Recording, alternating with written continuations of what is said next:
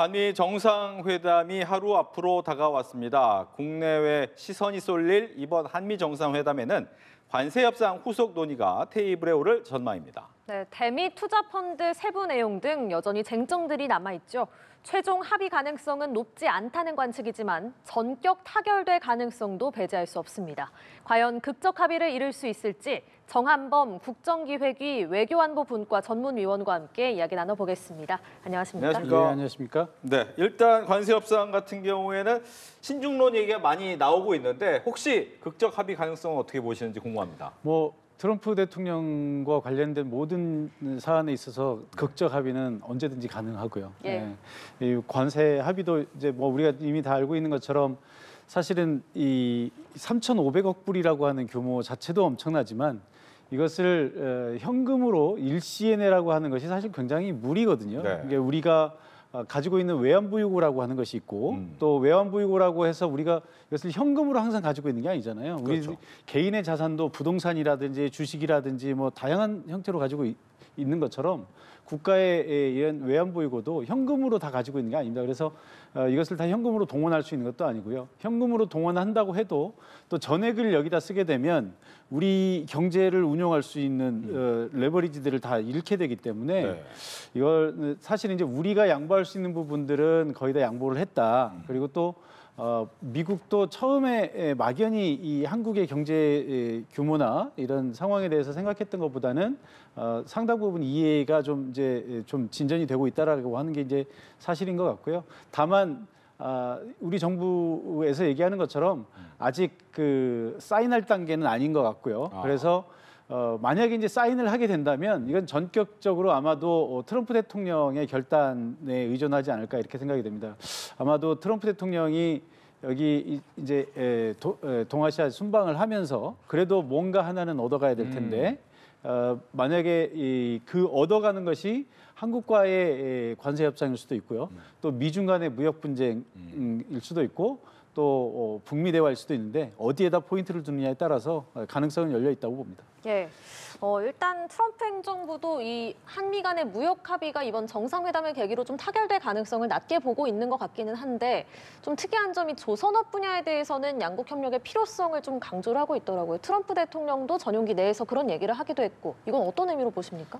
당연히 그렇게 될 수밖에 없을 것 같습니다. 그러니까 왜냐하면 미국이란 나라를 우리가 세계 패권 국가로 인식을 하고 있잖아요. 네. 미국이 세계 패권 국가가 될 수 있었던 것, 그리고 패권 국가로서 군림할 수 있었던 가장 기저에는 해군력이라는 게 있는 거거든요. 해양 세력. 그러니까 과거에 영국이 해가 지지 않는 나라가 돼서 세계 패권을 장악했던 것처럼 미국도 역시 세계 패권 국가로서 군림하기 위해서 이 해양력이 굉장히 중요한 것인데요. 예. 지금 미국이 가지고 있는 해군력의 상당 부분이 굉장히 노후화돼 있습니다. 그래서 그러면 이제 배들을 어느 정도 나이가 되면 이게 교환은 해야 되지 않겠습니까? 그래서 새로운 배로 이제 바꿔줘야 되는데 네. 문제는 이 미국이 이 고임금 그리고 이제 이런 제조업을 외주를 주는 이런 형태로 이제 산업 형태가 그동안 많이 바뀌었죠.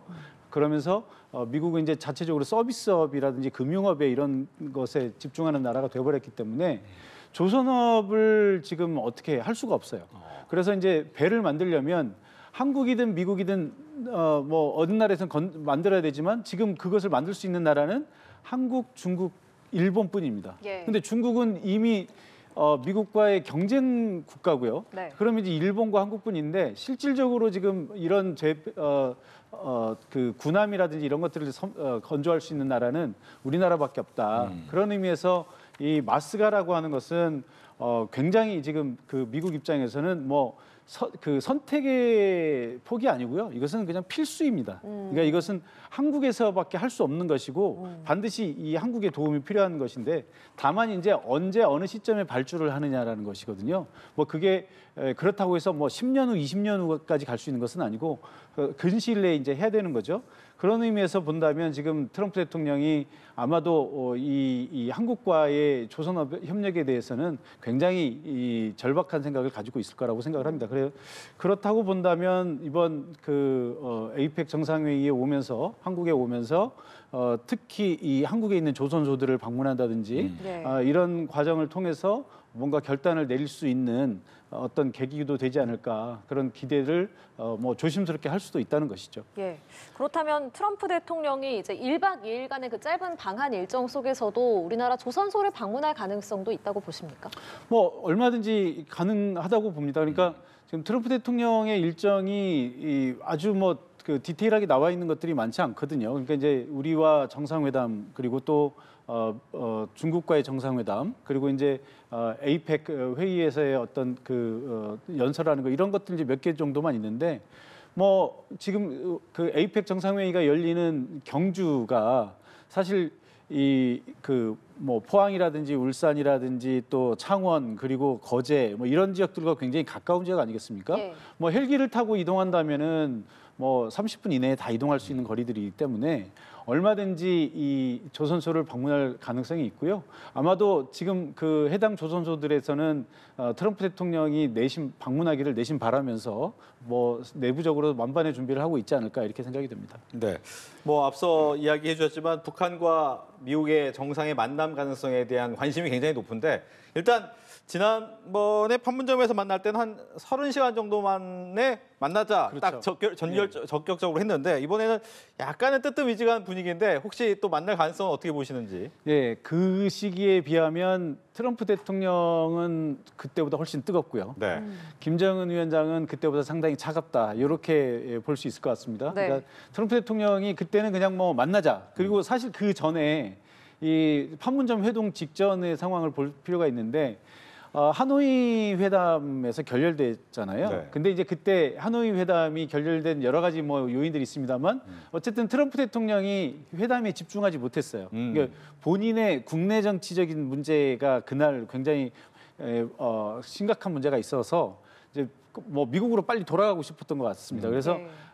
하노이 회담이 이제 결렬이 됐었는데 그 당시에 보면은 김정은 위원장은 영변의 핵시설을 다 내놓겠다. 그럼 굉장히 파격적인 제안이었거든요. 그리고 이제 트럼프 대통령한테 요구한 것은 경제 제재 중에 일부 몇 개를 좀 해제해 달라라는 거였는데 네. 그 당시로 보면 경제 제재 몇 개 해제해주고 북한의 영변의 핵시설들을 다 폐쇄하는 거니까 엄청나게 남는 장사거든요. 예. 근데 그것을 트럼프 대통령이 받지 않았어요. 그러니까 사실 뭐 트럼프 대통령이 받지 않았다라는 표현보다는 미국이 받지 않았다라고 하는 것이 더 정확한 표현일 텐데. 그래서 그렇게 결렬된 이후에 사실 김정은 위원장이 굉장히 기분이 좀 안 좋았던 상황이지만 그래도 그 판문점 회동이 성사가 됐었거든요. 근데 이제 지금은 사실 그 김정은 위원장 입장에서 보면 사실 그때보다는 훨씬 느긋한 입장입니다. 뭐 잘 아시는 것처럼 전승절 기념식에 중국에 가서 중국 그리고 러시아의 국가 지도자들과 나란히 앉아서 또 회담을 했고요. 또 사실 이제 중국 입장에서 보면 푸틴 대통령이 왔음에도 불구하고 김정은 위원장을 훨씬 더 환대를 해서 보냈거든요. 그러니까 김정은 위원장이 중국의 주빈처럼 그렇게 될 수 있었고 그 이면에는 북한이 이 푸틴 러시아 대통령과의 어떤 동맹 관계 이런 것을 형성해가면서 중국까지 끌어들인 이런 모습이었는데 지금 트럼프 대통령은 사실 그때보다 훨씬 더 파격적인 제안을 하고 있어요. 그러니까 북한을 뉴클리어 스테이트라고 뉴클리어 파워라고 얘기를 했거든요. 네. 그러니까 뉴클리어 파워라는 얘기는 엄밀하게 이제 우리가 학술적인 정치적인 용어로 법적인 용어로 얘기할 때 핵 보유 국가는 이제 뉴클리어 웨펀 스테이트라고 해야 됩니다. 그런데 이제 뉴클리어 파워라고 했지만 사실상 핵 보유국에 준하는 그런 표현을 해줬고 또 엊그저께는 북한이 요구하는 제재를 다룰 수 있다라고 얘기했으니까 네. 굉장히 김정은 위원장이 얘기하지도 않았는데 먼저 얘기한 거거든요. 이런 예. 파격적인 상황이기 때문에 아마도 김정은 위원장도 지금 굉장히 마음이 흔들리고 있는 상황이 아닐까 이렇게 생각이 됩니다. 예.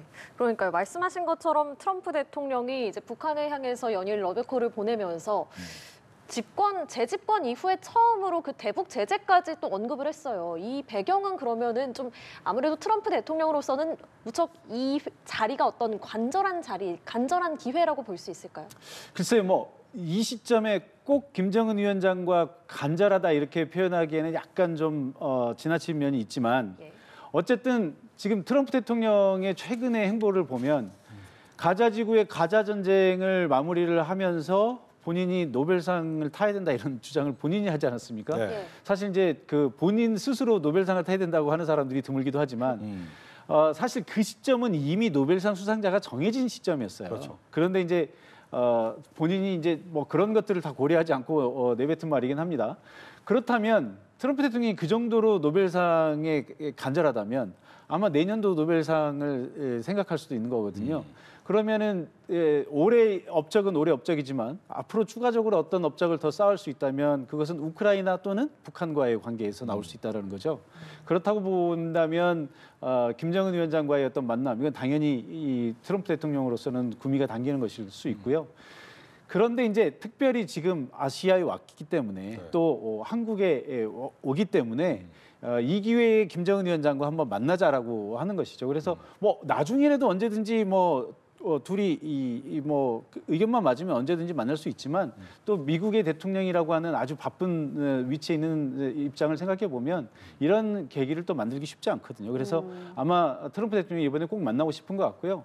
사실 북한 입장에서도 얼마든지 뭐 지금 많은 얘기들이 오가고 있습니다만 뭐 최선희 외상이 지금 러시아를 방문하고 있는데 꼭 그것을 부정적인 측면에서만 볼 필요는 없다. 왜냐하면 지난 싱가포르 회담이나 하노이 회담의 경우를 기억나시나요? 한번 생각해 보시면 그 당시 이제 중국의 시진핑 주석이 김정은 위원장을 오랫동안 만나주지 않았어요. 그렇죠. 그러다가 갑자기 이 북미 정상회담이 잡히니까 갑자기 김정은 위원장을 6번을 만나줘요. 그러니까 그만큼 이 북한이 가지는 어떤 그 전략적인 위치가 있거든요. 중국이나 러시아에.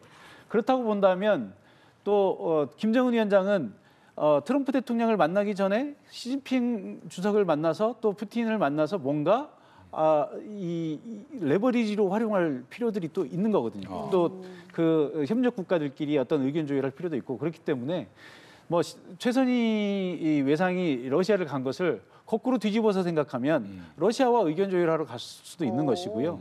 또 어떻게 생각하면 트럼프 대통령과의 이 만남에서의 어떤 주도권을 주기 위해서 관심 없는 척 이렇게 뭐 우리 흔히 얘기하듯이 그런 식으로 얘기할 수도 또 생각해 볼 수도 있는 것이다 생각이 됩니다. 예. 이제 보통 그러면 북한이 진짜 원하는 게 뭐냐라고 했을 때 체제를 인정받는 것 아니면 제재를 좀 많이 풀어달라라는 부분이 있을 텐데 지금 그럼 북한이 현재 미국 트럼프한테 가장 원하는 건 뭘까요? 뭐 궁극적으로 얘기하면 체제 보장이죠. 이제 김정은 체제가 김정은 내지는 북한의 집권 세력들이 안정적으로 자기들의 권력을 인정받는 것이 이제 김정은 위원장으로서는 가장 뭐 최종의 목표 아니겠습니까?